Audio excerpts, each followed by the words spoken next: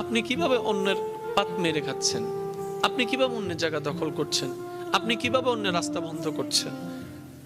আপনার নবীতে এটা শিখিয়েছে, উম্মত গালি দেখ আর যাই দেখ, উত্তর দিও না, জয় তোমার আসবে। কারণ ধৈর্য যে ধরবে, পরাজয় তার গলায় আসে না।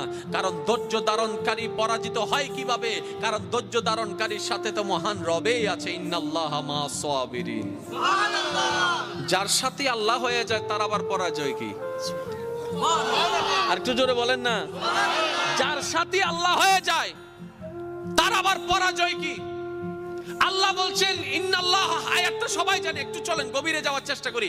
ইন্নাল্লাহ মা'আস সাবিরিন, নিশ্চয় আমি আল্লাহ ধৈর্য ধারণকারীর সাথে আছি। আল্লাহ পাক বলছেন আমি নামাজের সাথে আছি, নয় নয় নয়, আমি রোজাদার সাথে আছি, নয় নয় নয়। আল্লাহ বলছেন বান্দা, আমি তোমাদের ভিতরে যারা ধৈর্য ধরে আমি তাদের সাথে আছি। তো ধৈর্য